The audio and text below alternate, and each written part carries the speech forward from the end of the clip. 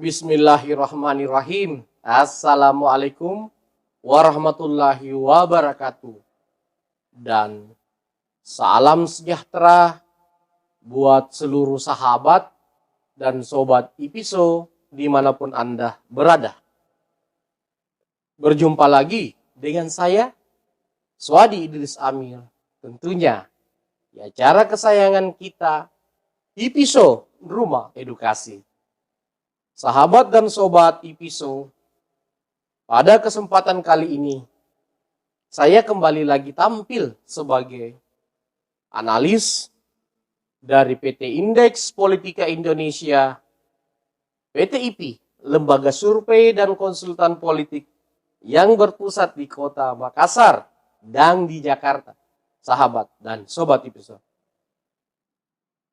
Pada kesempatan kali ini, sahabat dan sobat IPISO, saya ingin menganalisa peta perpolitikan di Kabupaten Luwu Timur dan Luwu Utara versi PT IPI. Walaupun pilkada masih jauh, masih 2024, namun tentu masyarakat Luwu Timur, masyarakat Luwu Utara, masyarakat Sulawesi Selatan, itu pasti membutuhkan perkembangan politik, informasi perkembangan politik. Dan tugasnya kami dari lembaga survei, konsultan politik untuk senantiasa memberikan sebuah edukasi politik, informasi-informasi politik untuk masyarakat yang membutuhkannya. Kali ini izinkan saya, Swadi Idris Amir, menganalisis Pilkada Lutim dan Pilkada Lutra menuju 2024. Seperti apa dinamika ke depan dan siapa figur-figur yang potensi muncul dan bertarung di 2024. Sahabat dan sobat ini. Baik, saya mulai dari Luwu Timur. Sebelum saya membahas Luwu Timur, saya ingin mengucapkan turut berduka cita kepada seluruh keluarga almarhum Bupati terpilih Bapak Muhammad Thorik Usler yang belum sempat menikmati jabatan Bupati periode kedua dan harus kembali ke pangkuan ilahi. Al-Fatihah buat Pak Thorik Usler. Sahabat dan sobat IPISO, tentu namanya nasib, namanya rezeki, tidak ada yang tahu. Garis tangan tidak ada yang tahu. Budiman Hakim, wakil bupati yang sangat beruntung. Karena dia sejak dari dini harus mengambil alih dan memangku jabatan bupati. Karena Bupati Thorik Usler dipanggil Sang Ilahi. Tentu ini bisa menjadi berkah bagi Budiman Hakim, juga bisa menjadi bencana bagi Budiman Hakim. Karena seyogianya menjadi seorang pemimpin itu, bisa menjadi berkah bagi pemimpin itu, juga bisa menjadi bencana bagi pemimpin itu, kalau pemimpin itu tidak amanah dan tidak menjalankan apa yang menjadi ketentuan-ketentuan yang harapkan oleh masyarakat Luwu Timur, tentu sesuai dengan ajaran agama dan hukum-hukum yang ada di Republik ini, sahabat dan sobat IPISO. Pak Budiman Hakim tentu di 2024 akan disandang atau menyandang sebuah gelar petahana karena dia sudah menjadi bupati sejak dini. Karena otomatis dia harus dilantik menjadi bupati setelah wafatnya Pak Thorik Usler. Pertanyaannya, apakah ketika Budiman Hakim menyandang gelar bupati, lantas 2024 itu akan menjadi mulus bagi dia untuk kembali jadi bupati? Tentu perlu kita bedah bersama, sahabat dan sobat. Irwan Bahrisam, wakil bupati sebelumnya, yang maju melawan Thorik Usler Budiman Hakim di Pilkada 2020 kemarin, yang menggandeng putra mantan Bupati Opu Hatta Marakarma, Andi Muhammad Rio Patawiri Hatta Marakarma. Tentu kalau berbicara tentang Pilkada Lutim, saya rasa-rasanya sejak dari saat ini berani mengatakan bahwa kemungkinan besar 3 gerbong akan muncul di sana dan bertarung di 2024. Tentu Budiman sendiri sebagai bupati saat ini sangat besar kemungkinannya akan maju kembali menjadi calon bupati 2024 karena berstatus petahana. Irwan Bahrisam kemungkinan besar pun akan kembali maju menantang Budiman di 2024 karena masih sangat muda dan dikenal seorang pengusaha yang tentu bagi Irwan Bahrisam mendapatkan bantuan kos politik masih tergolong bisa untuk dia di 2024. Dengan skala jaringan-jaringannya yang saya cukup tahu, jaringan-jaringan dari Pak Irwan Bahrisam ini. Tentu Andi Muhammad Rio Patawiri Hatta yang sudah maju kemarin mendampingi Irwan Bahrisam, tentu 2024 akan dia jadikan momentum yang produktif, yang tepat untuk maju menjadi calon bupati.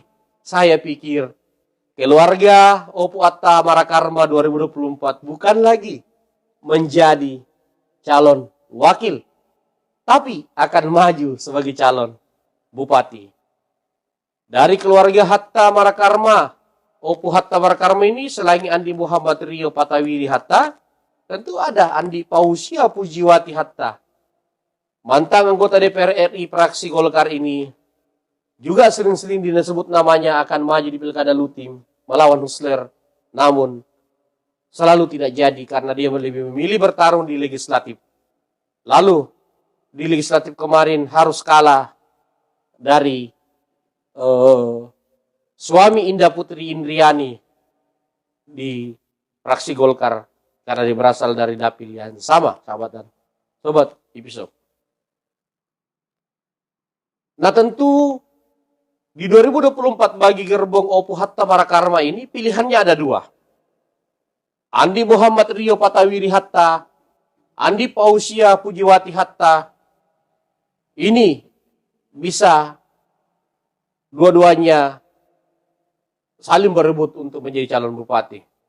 Namun tentu sebagai figur yang berpengalaman, Opu Andi Hatta Marakarma pasti akan lebih mengedepankan siapa di antara kedua anaknya ini yang memiliki peluang yang lebih besar untuk maju melawan Budiman Hakim dan Irwan Bahrisam yang akan dikedepankan untuk didorong.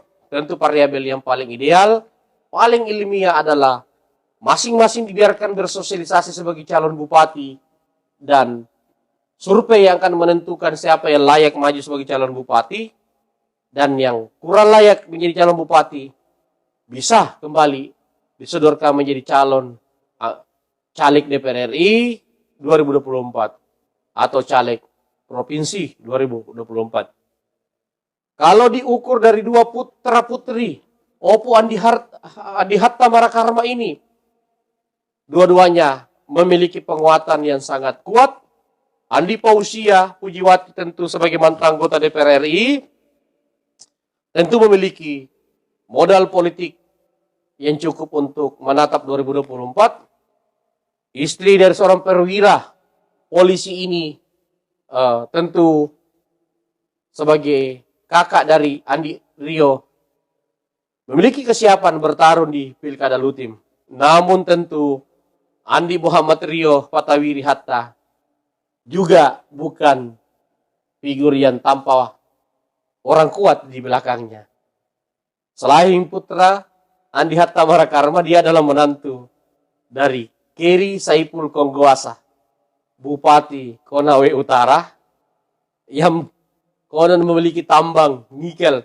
Itu bisa membiayai 10-12 kabupaten pilkada ketika dia ingin membantu di pilkada itu. Karena dia adalah bupati dengan pengusaha tambang terkenal dan juga menjadi calon gubernur di Sulawesi Tenggara. Tentu dengan didorongnya Andi Muhammad Rio Patawiri oleh mertuanya, Keri Saiful Konggyasa, tentu akan membuat menjadi beban dan tanggung jawab mertua dari Andi Muhammad Rio ini untuk kembali menyiapkan anggaran yang cukup untuk menantunya bertarung di 2024 sebagai 01 dan Andi Pausia Pujiwati kembali ke DPR RI. Tentu ini akan membuat pilkada Luwu Timur 2024 menjadi sangat menarik. Karena kalau ketiga gerbong ini maju, tentu sangat besar peluangnya ketika-ketikanya bersaing dengan ketat. Budiman kalau mau kembali memperkuat posisinya, sebaiknya menggandeng keluarga dari almarhum Torik Usler, baik itu istri beliau, anak beliau, atau saudara beliau, untuk menyatukan kembali basis-basis yang mereka kuasai selama berpasangan di pilkada. Karena mereka terpisah bukan karena pertengkaran, tapi karena ajal yang menjemput dari Torik Usler.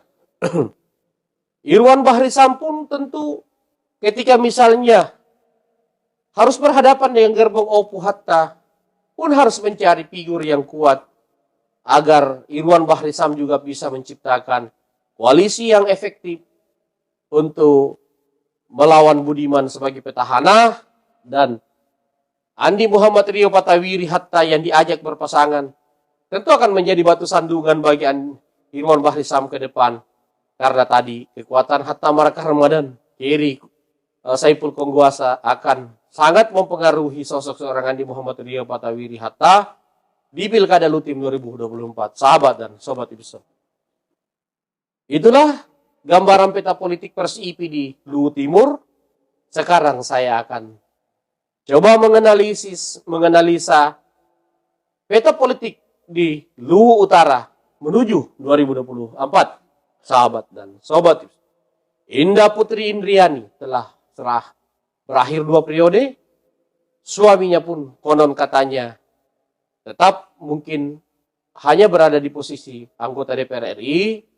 Indah Putri Indriani kemungkinan akan maju sebagai calon wakil gubernur kalau ada yang meminangnya. Apalagi yang meminangnya adalah Andi Sudirman Sulaiman kah atau Adnan Puricita.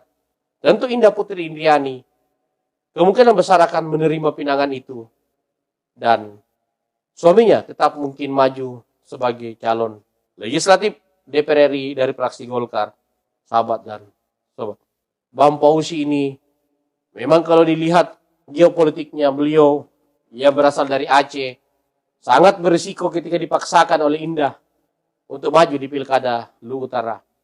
Karena biar bagaimanapun tentu beda ketika Indah dengan Bang Pausi sendiri yang didorong, sahabat dan sobat. Tanpa Indah Putri Indriani, saya melihat ada Andi Abdullah Rahim yang sangat bersemangat. Tokoh muda ini yang pernah maju di 2015 lalu, yang berpasangan dengan Arifin Junaidi, dikalahkan oleh Indah Taharum pada saat itu. Melihat momentum 2024 sebagai momentum dia maju sebagai calon bupati, yang saat ini memimpin partai baru, Partai Gelora, yang mungkin akan dipersiapkan sebagai kendaraan politiknya di Pilkada Lutra 2024. Tentu harus melewati tahapan pileg, sahabat dan sobat episode. Andi Abdullah Rahim tentu dari tokoh muda yang paling potensial untuk muncul. Namun bagi Andi Abdullah Rahim bukanlah tentu jalan yang mulus. Karena di sana masih ada singa-singa tua. Dan tentu figur Suhaib Mansur sebagai wakil bupati saat ini patut untuk dihitung. Karena biar bagaimanapun 2024 tidak ada lagi langkah lain kecuali maju 01. Karena momentum strategis bagi Suhaib Mansur untuk maju 01 itu sudah benar di 2024. Namun saya sendiri melihat bahwa kehadiran Arifin Junaidi Taharrum, walaupun dengan usia yang sudah tua, cukup berumur, namun tentu hasrat politik kadang tidak mengenal usia, maka potensi-potensi mereka untuk muncul masih sangat terbuka, karena jarak antara 2020 ke 2024 tidak terlalu jauh, tidak seperti sebelum-sebelumnya harus 5 tahun. Nah, maka tentu Taharrum dan Arifin Junaidi ada potensi kembali muncul, walaupun peluang itu tergolong kecil karena faktor usia dan lain-lain. Namun tentu berbeda dengan sosok seorang Bapak Arsyad Kasmar. Saya melihat beliau walaupun juga sudah sangat senior, namun fisik masih sangat kuat. Dan kekuatan finansial dari Pak Arsyad Kasmar ini masih tergolong kuat dalam pandangan saya, dalam kacamata saya. Sehingga Pak Arsyad Kasmar 2024, kalau bisa memanfaatkan momentum ini, saya pikir inilah momentum dia. Dan Andi Abdullah Rahim untuk bisa memenangkan pertarungan di sana. Arsyad Kasmar yang memiliki kekuatan finansial yang cukup selalu dalam pertarungan, dikenal putra asli Luwu Utara, tentu sangat disayangkan ketika dia tidak bisa memenangkan pertarungan karena persyaratan yang utama dia dalam bertarung itu kos politik selalu dimiliki dia, bahkan dia selalu yang terkuat dalam itu, kos politik itu. Artinya memang yang kurang dari Pak Arsyad Kasmar ini adalah manajemen tim dan strategi tim. Artinya peran-peran konsultan politik dan tim sukses harus dievaluasi oleh Pak Arsyad Kasmar. Pak Arsyad Kasmar harus mencari konsultan baik yang nasional maupun lokal. Tapi kalau saran saya, utamakan konsultan yang lokal yang memahami kondisi Luwu Utara, yang memahami karakter pemilih di Luwu Utara, agar Pak Arsyad Kasmar ini bisa mengamanahkan dirinya pada konsultan yang tepat dan bisa memanfaatkan kekuatan finansialnya pada kerja-kerja politik yang tepat dan tepat sasaran, tentunya sahabat dan sobat. Rahmat Laguni yang menjadi wakil Taharrum kemarin, Andi Sukma yang menjadi wakil dari Arsyad Kasmar, tentu masih menjadi momentum mereka bagi Pilkada Lutra 2024, sehingga kehadiran mereka sangat besar kemungkinan mewarnai Luwu Utara 2024, terutama Rahmat Laguni yang baru kali ini bertarung, dan Andi Sukma pun tentu ini menjadi rasa penasaran yang sangat besar bagi mereka untuk mencoba kembali bertarung. Arsyad Kasmar kalau mampu mendapatkan konsultan yang paham tentang teritorial di sana, saya menjagokan Arsyad Kasmar ini punya potensi 2024. Apalagi kalau PTIP yang dampingi, saya sangat yakin Arsyad Kasmar punya potensi 2024. Begitupun Andi Abdullah Rahim, saya pun melihat dia ada potensi. Dan tentu Suhaib Mansur pun menurut saya ada potensi. Saya cenderung menjagokan 3 figur ini yang akan bersaing ketat ketika ketiga-tiganya maju di Pilkada Lutra 2024.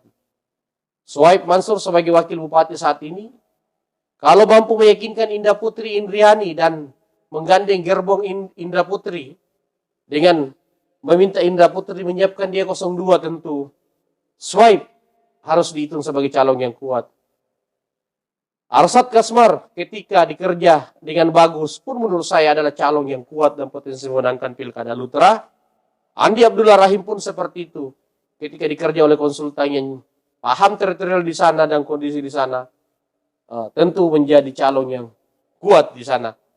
Rahmat Laguni, Andi Sukma, saya prediksi akan menjadi rebutan calon wakil di 2024 karena pengalaman sudah mereka miliki.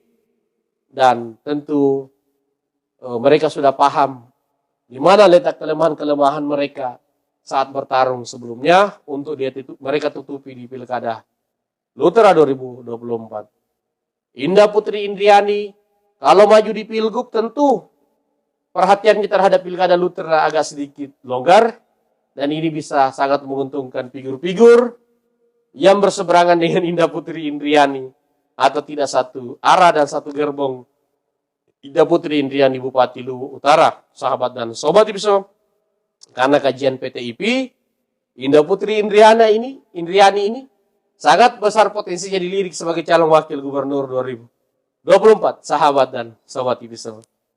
Demikianlah analisis PTIP terkait perpolitikan di Luwu Timur dan di Luwu Utara. Nantikan analisis dan pemetaan politik PTIP ke depan yang akan rutin dan akan mengatur jarak-jarak per 3 bulan, per 2 bulan, per 3 bulan untuk membuat atau memantau Pilkada Luwu Timur dan Luwu Utara, sahabat dan sobat. Akhir kata dari saya, Suhadi Idris Amir, Direktur Eksekutif PT Indeks Politika Indonesia, lembaga survei dan konsultan politik yang berpusat di Kota Makassar dan di Jakarta, mengucapkan terima kasih kepada seluruh sahabat dan sobat IPSO, terutama masyarakat Luwu Timur dan Luwu Utara.